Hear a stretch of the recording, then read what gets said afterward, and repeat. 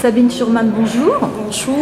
Alors vous êtes élue à la ville de Frontignan, à la culture et aussi au jumelage. Oui, tout à fait. Alors là on parle du FIRN puisque le FIRN existe depuis combien d'années? 19 ans, voilà, c'est la 19e édition cette année. Donc le FIRN pour nous, Festival international du roman noir, est un festival extrêmement important à plus d'un titre. Tout d'abord parce que celui-ci fait partie d'une des volontés politiques depuis 1995, c'est-à-dire la lecture publique. Ça a été un moyen pour nous de pouvoir donner une dimension à la ville de Frontignan avec une image extérieure plutôt valorisante, avec la venue d'écrivains extrêmement connus, mais en même temps, ça nous a permis de faire un travail en relation avec les associations de la ville, en relation aussi avec le public, petits et grands, puisque nous travaillons énormément aussi avec les enfants, que ce soit les écoles primaires ou le collège, entre autres autour par exemple de la dictée noire qui s'effectue dans ce cadre-là et que l'on peut valoriser d'ores et déjà puisque ça permet à ce jeune public de pouvoir s'imprégner. Le livre, c'est un tout. Le livre, ce sont des mots, mais c'est aussi un objet. Et puis ici, derrière nous, on peut voir aussi que ce sont des images. On a une dimension qui nous permet d'approcher le roman noir comme étant un objet, comment dirais-je, une littérature qui a toujours été considérée comme populaire, mais en même temps qui a un univers complètement à elle, avec ses propres règles et que nous sommes fort heureux aujourd'hui d'accueillir encore pour cette 19e édition. Alors en fait, tout le monde travaille sur le sujet de l'année et là c'était mourir de rire cette année. Voilà, alors c'est vrai que le choix qui s'est effectué, contrairement à d'autres festivals qui peuvent exister en France autour du polar, c'est qu'en fait à Frontignan on a cette particularité de choisir systématiquement une thématique, chaque année différente. Cette année mort de rire, autour de l'humour que l'on peut entrevoir dans le polar, et en même temps ceci nous permet non pas de faire venir des écrivains dans le cadre de la promotion de leurs ouvrages, mais de faire venir les écrivains autour de cette thématique choisie. Et donc ça rend les échanges beaucoup plus intéressants au niveau des plateaux, au niveau des lectures que nous pouvons effectuer, où les écrivains se prêtent au jeu. Donc le public vient écouter des écrivains, croiser des lectures d'ouvrages de leurs collègues, puisque c'est pas le leur qu'ils lisent. Et on trouve ça assez extraordinaire parce qu'on est vraiment dans cette dimension. Travailleur social au CCAS de la ville de Frontignan. J'interviens dans le cadre des ateliers collectifs à l'espace solidaire Mohamed Younous. Et dans ce cadre-là, on propose aux personnes bénéficiaires de l'épicerie sociale et à d'autres de pouvoir participer gratuitement à des ateliers collectifs. Donc sur tout thème en fait. D'accord, donc ça veut dire que c'est ouvert à tout le monde en fait. C'est ouvert à toute personne qui à un moment de la vie peut en avoir besoin.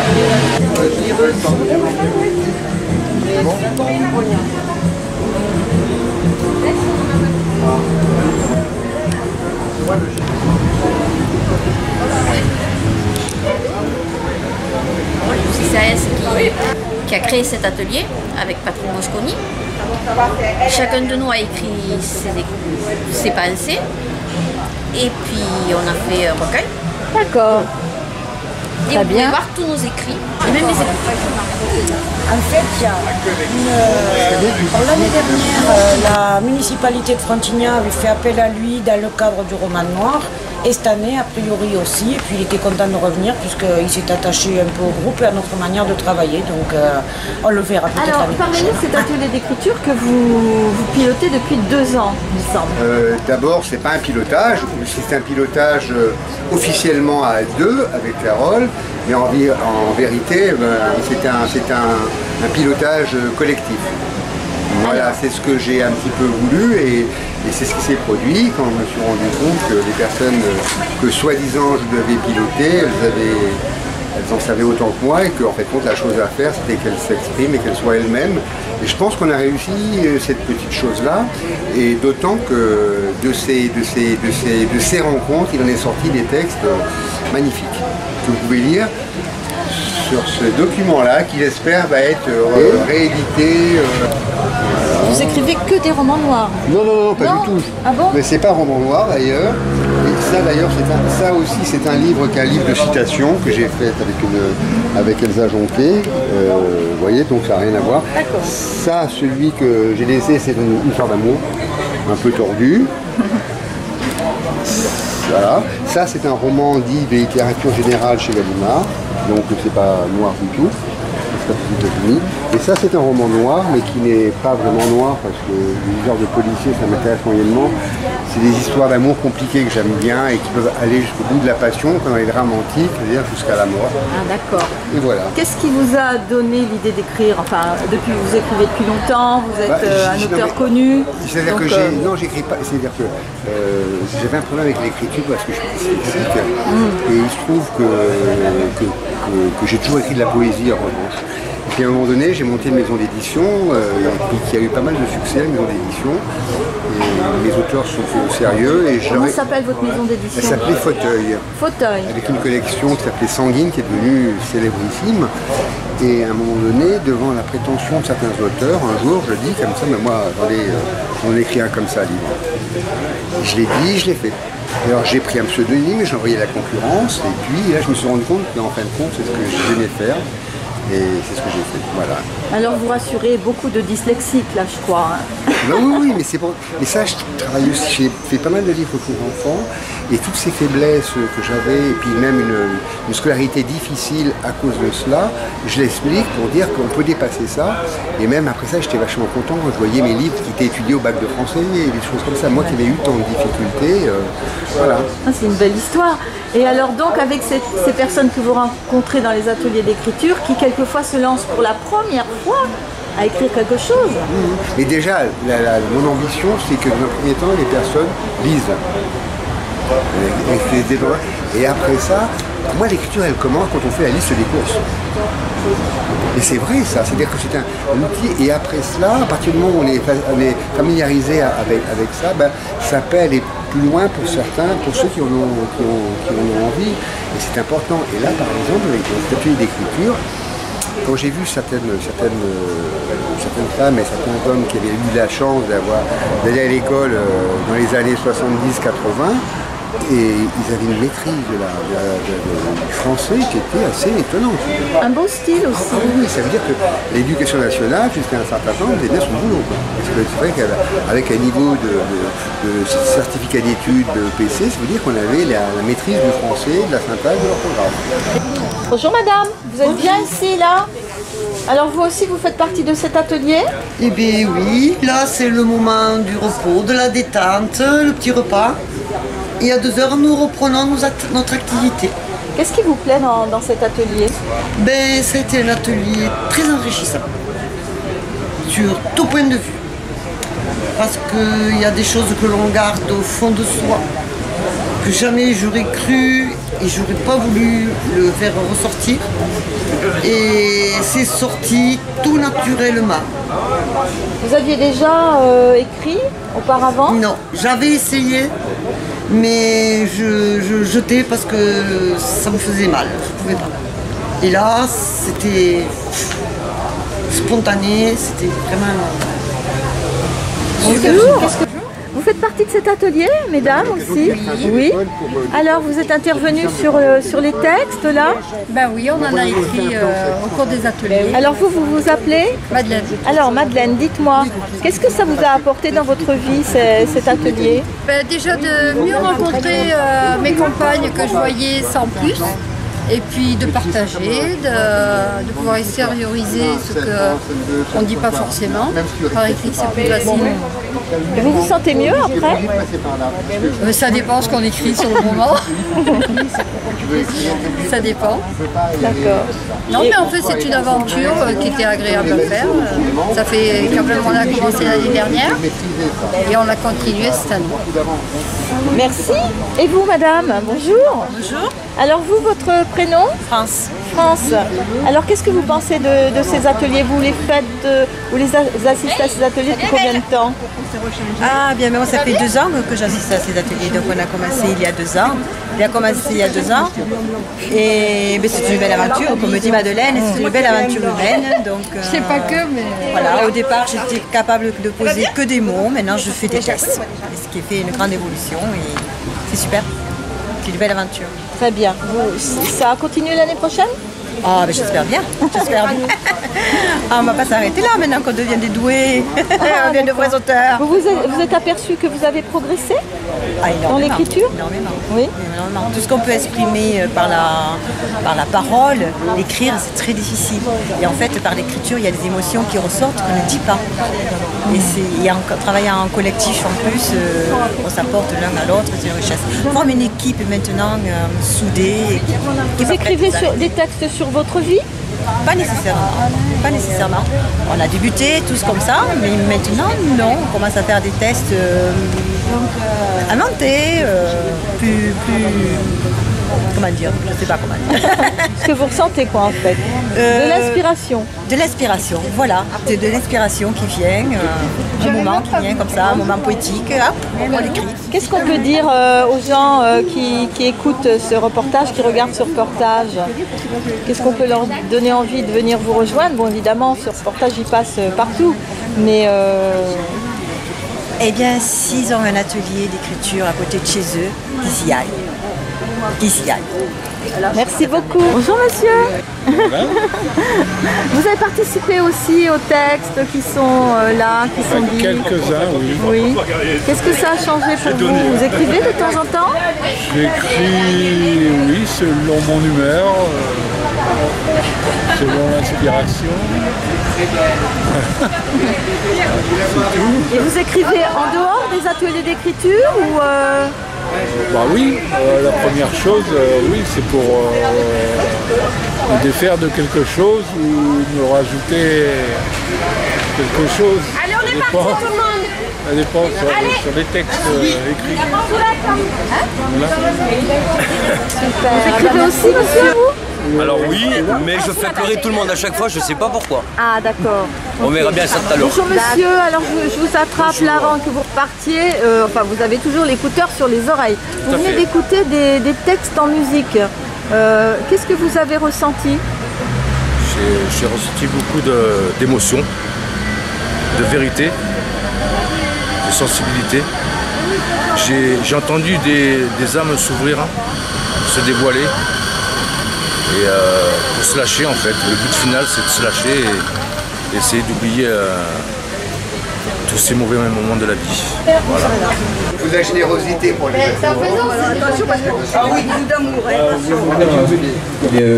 La restitution d'un atelier d'écriture mené par Patrick Mosconi dans le cadre d'ateliers proposés par la ville. Donc d'ici un quart d'heure, rendez-vous sous la tente au chapiteau pour assister à cette institution de l'atelier d'écriture animé par Patrick Mosconi. Dans un premier temps, ça sera 7 textes lus par les auteurs et après ça, on en parlera. Et si vous êtes sage, il y aura encore 7 nouveaux textes qui seront présentés et lus.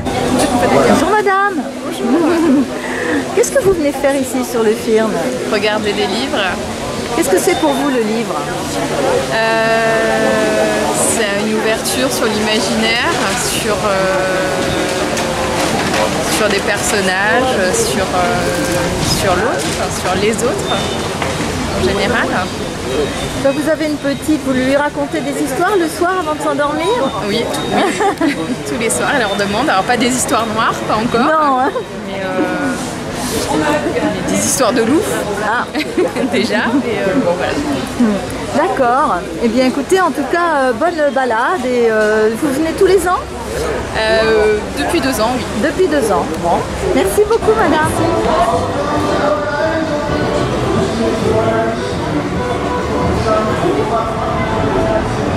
Bonjour monsieur. Bonjour. Je vois atelier entrée libre. Comment vous appelez-vous? Alors moi c'est Christo. Christo. Alors vous êtes un dessinateur? Tout à fait. Dessinateur de BD, scénariste et aussi musicien. Ok, parce qu'il y a des bandes dessinées en musique quelquefois? Ah, parfois on peut illustrer, disons, ce que je suis en train de travailler justement en ce moment, c'est de faire un projet un peu multimédia où on peut illustrer des dessins avec de la matière sonore, inversement faire transformer les bandes dessinées en volume, etc. etc. Pour tout ça, travailler sur différents supports, différents médias. C'est ça qui est intéressant aujourd'hui. Alors, vous êtes au FIRN à Frontignan, oui. Vous y venez tous les ans? Oui, on vient depuis très très longtemps, on a un vieux partenariat avec le festival, l'atelier Entrée Libre à Montpellier où il y a 12 artistes qui sont réunis autour du dessin a participé à de nombreuses interventions dans le cadre du festival. On a fait des interventions justement des ateliers BD, des choses comme ça. Et gentiment, le festival nous permet d'avoir un stand pendant la durée du festival pour faire la promotion de tout ce qu'on fait.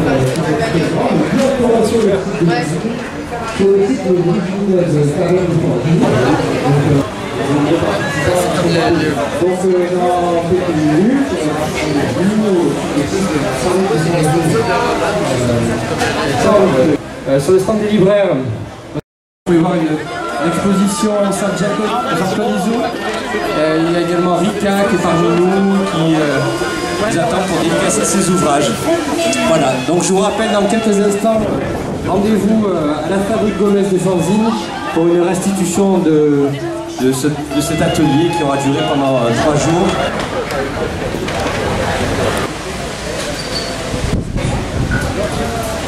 Gage de qualité depuis 19 ans maintenant, et c'est une ambiance, c'est tout un panel d'auteurs qui sont toujours très reconnus, c'est ouvert à l'international. Voilà, le FION, c'est ma deuxième participation et c'est toujours le même bonheur. Alors, deuxième participation en tant que... En tant qu'auteur, Vous êtes auteur, vous. Alors, qu'est-ce que vous écrivez, vous? Alors, je suis auteur de romans noirs, évidemment, à la Manufacture de livres. Je suis et chez Syros en littérature jeunesse. Donc, j'ai écrit Le Chien arabe à la Manufacture des livres et Little Sister chez Syros. Vous appelez Benoît Séverac. Ouais, j'aurais dû commencer par ça. Voilà, mais c'est bien. Benoît Séverac. Lisez mes livres, ils sont vraiment bien. Toujours un plaisir alors de venir à Frontignan. Toujours, toujours. En plus, maintenant, il y a des super libraires comme la série B de Toulouse. C'est votre libraire, monsieur? C'est mon libraire en tant que... Bonjour. Bonjour, nous c'est la première année qu'on est au FIRN. D'accord. Voilà, on est une librairie spécialisée polar mais à Toulouse, pas dans la région. Et donc on a été invité là cette année pour le FIRN, donc on est ravis évidemment de Vous avez eu du monde? Oui, il y a eu du monde. Alors c'est particulier, c'est une librairie qui est très jeune et c'est notre premier salon aussi. Donc, comment elle s'appelle votre librairie? C'est la librairie Série B de Toulouse. Voilà. Série B, attendez, je vais vous la... Voilà. Ok, la Série B. Et donc spécialisée notamment dans le policier. Okay. Vous existez depuis combien de temps? Ça fait 3 ans là. 3 ans. Qu'est-ce qui vous a donné envie de faire cette librairie? Alors moi je suis libraire depuis une dizaine d'années. J'avais envie d'ouvrir ma librairie et d'être spécialisé, puisque pour une petite librairie je pense que c'est un peu l'avenir, c'est les librairies spécialisées. Et il n'y avait pas de spécialisé polar à Toulouse, ni autour. Donc voilà, je me suis lancée et ça prend plutôt bien. Oui. Eh ben écoutez, les gens aiment lire le polar. De plus en plus. Eh ben super, au moins ils lisent. Voilà. Merci. Bonjour madame, alors là vous dédicacez, vous faites dédicacer un livre? Des BD, oui. Ouais, alors? Parce que Monsieur Fab Caro a repris chez Calon, j'adore. Donc vous êtes de Frontignan, vous? Frontignan, oui, oui. Alors qu'est-ce que ça représente pour vous ce festival, le FIRN là? Moi ça fait depuis très longtemps que je viens et pour moi c'est un plaisir parce que j'adore tout ce qui est policier. Donc, Et rencontrer les auteurs comme ça c'est important? C'est magnifique. Hein. J'ai assisté à toutes les tables rondes là, à la médiathèque, à notre belle médiathèque. Et c'est formidable d'entendre les auteurs en direct, leurs impressions, pourquoi ils ont créé les personnages, les situations, le pourquoi ils ont écrit, comment ça se fait, puis leur devenir aussi, on en parle aussi, c'est très bien. Alors Frontignan, votre ville, vous y habitez depuis longtemps? Depuis 10 ans. Qu'est-ce que vous pensez? Très bien, moi j'adore Frontignan, une ville très sympathique, la mer, la colline, entre deux grandes villes. Non, c'est vraiment Frontignan, on s'y est posé esprit ici, on a choisi Frontignan, on est très bien. Merci madame. La pression. Ah là, vous faites aussi une dédicace en dessin, vous alors? Ouais, ah oui, c'est plus intéressant que les romanciers. On est des bosseurs, nous on n'est pas des imposteurs. Alors comment il s'appelle ce petit personnage? Alors ça c'est Achille Talon. Oui. C'est l'éditeur qui m'a demandé. C'est une vieille BD, c'est un personnage qui a... Oui, Achille Talon, c'est un peu... 50 ans je crois. Ah ouais? Ils ont fêté les 50 ans il y a 2 ans je crois. Voilà, j'ai repris la série.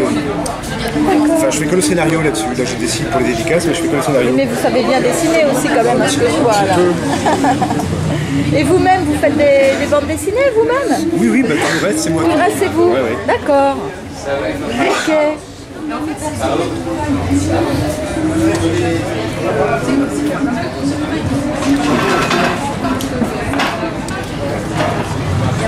Comment devient-on dessinateur de bande dessinée? Je crois que c'est un truc de gamin. Je crois que tous les auteurs de BD dessinent depuis qu'ils sont tout petits en fait. Moi je dessine depuis que je suis petit. Enfin, je fais des études qui n'ont rien à voir, mais au final on y revient. Donc, c'est dessiner, c'est un truc de passion en fait. Oui, donc ça vous a jamais quitté depuis l'école. Et vous avez fait combien de bandes dessinées dans votre carrière alors? J'en suis à 25 et tout comme ça, à peu près. C'est long à faire une... Enfin, ça a l'air long quand même. Ça dépend des projets, ça dépend si c'est scénario dessin, si c'est que scénario. C'est quelques mois, je sais pas, entre 4 et 6 mois en fonction des Merci C'est un beaucoup. salon très intéressant et très sympa.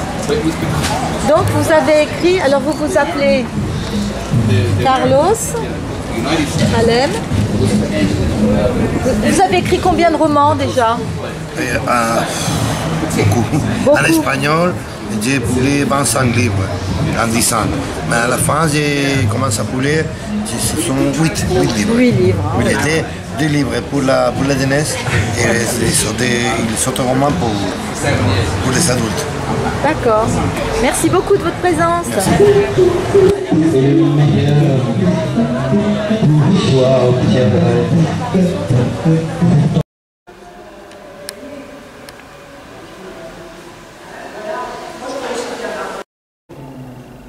Qu'est-ce qu'être un élu pour vous? Pour moi et pour tous mes collègues de l'équipe municipale, très honnêtement, c'est être au service de la population. Pour nous, c'est être au milieu des gens, partager leur vie. Nous avons les mêmes soucis, nous sommes des êtres humains au même titre qu'eux. Nous provenons tous de milieux complètement différents, nous avons des parcours souvent assez difficiles, mais notre volonté à tous a toujours été de pouvoir amener aux autres ce qu'on aurait aimé qu'on nous amène à nous, peut-être à un moment difficile de notre propre vie. Et je crois que le rôle d'élu, essentiellement, et c'est d'être sur le terrain, de pouvoir travailler avec les gens, de pouvoir en même temps leur apporter un petit peu de ce qu'on a eu la chance, nous, de recevoir à un moment donné, puisque lorsqu'on est élu par une population, il y a une forme de reconnaissance qu'on peut prendre à titre personnel, mais en fait, cette reconnaissance-là, nous l'offrons à notre population, parce que c'est grâce à eux, comme on le disait tout à l'heure dans le cadre du Festival international du roman noir, c'est un travail ensemble, croisés. On ne peut pas, nous élus, être dégagés de la population. On est là à leur service, on est là pour les accompagner dans leur vie, on est là pour partager avec eux leur quotidien, qui est aussi le nôtre, complètement. On n'est jamais que représentants. Voilà.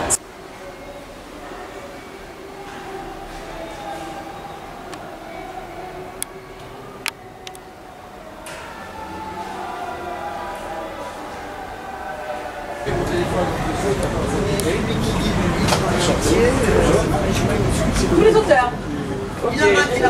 D'accord. En fait,